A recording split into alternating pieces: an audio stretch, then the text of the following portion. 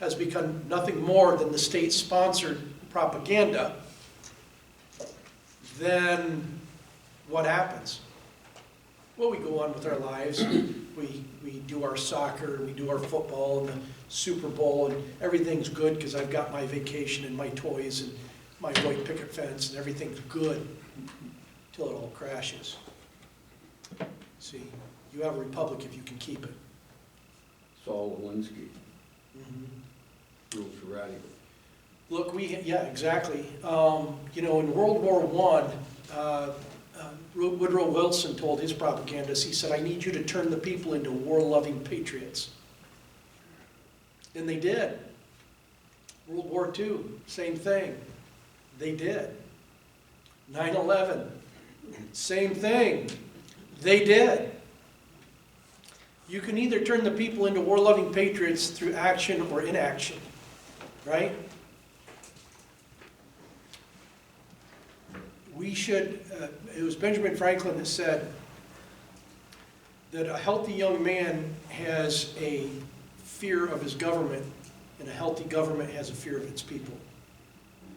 If the people fear the government, it's tyranny.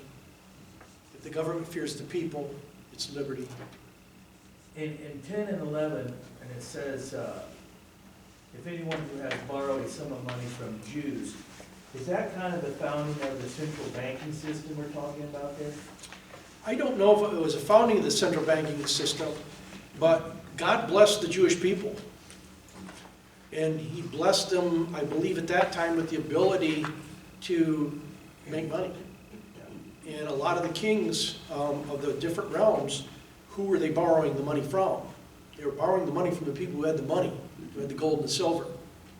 And a lot of times it was the Jewish people that did. In fact, our own Revolutionary War couldn't have been fought if it wasn't funded by George Washington and a Jewish friend of his. It wouldn't have got fought because our government at the time, our central government at the time, was impotent.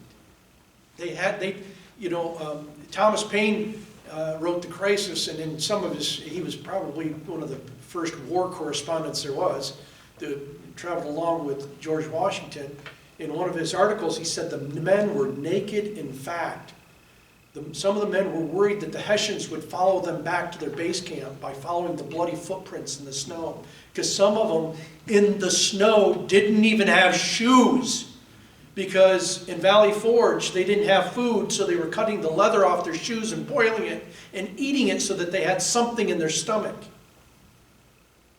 So, yeah, they've funded a lot of things through the years. And thank God they did, or we wouldn't have had a Revolutionary War. So, a lot of people read that and go, oh my gosh, we can't say that part in school. It's history. Read it. I'm not asking anybody to make a judgment call on it. It's history.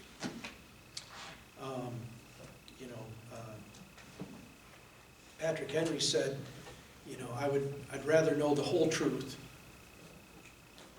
and even if I don't like it, prepare for what the whole truth was, than to not know the whole truth and lay waste to what happens. Even if that truth is uncomfortable, we should know it. Even if that history is uncomfortable, we should know it. Because if you don't, you got some hard times coming. So, but that's the Magna Carta 1215. Actually, we did record time. Especially with me stumbling over the words. So, are there any other questions or concerns or comments? Next week we'll get into, not next week. Next week we will not meet. In 2 weeks, thank you. In 2 weeks, we will go over the Petition of Right of 1628. Petition of Right is 1628, the Grand Remonstrance is 1641, and the British Bill of Rights of 1689 all involve King Charles I. And you gotta, study up on what a hot mess he was. Right? He was a dumpster fire extraordinaire. He wasn't as evil as John, but he was A twin. he was just politically stupid. And remember, at this point in time, England is still the most complicated governmental system in Europe.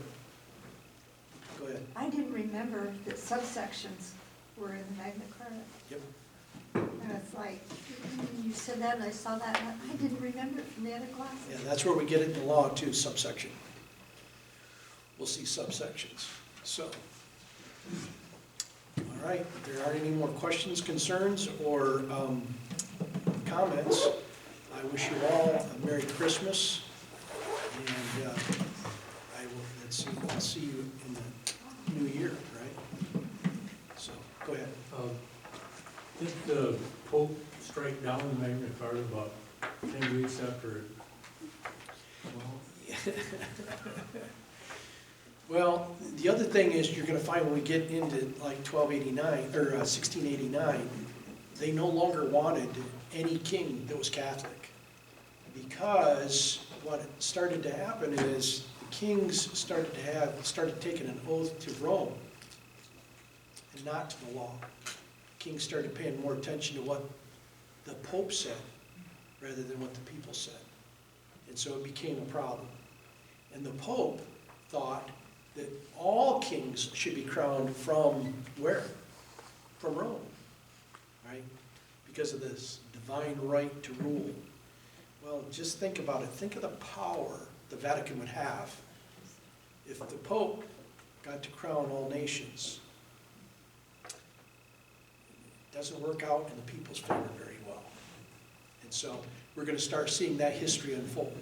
That happens with the 30-year Civil War that happened that King Charles wanted to continue on with, and Parliament finally said, no, we're not giving you any more money for the 30-year Civil War, which was a religious war. And so he disbanded Parliament and said, I'll do it alone. Well, the Parliament put together an army, and the king had an army, and there was a clash. And it got bloody in England for a while. So we'll get into that in 2 weeks. All right. Everybody have a good night. Merry Christmas to you. Thank you.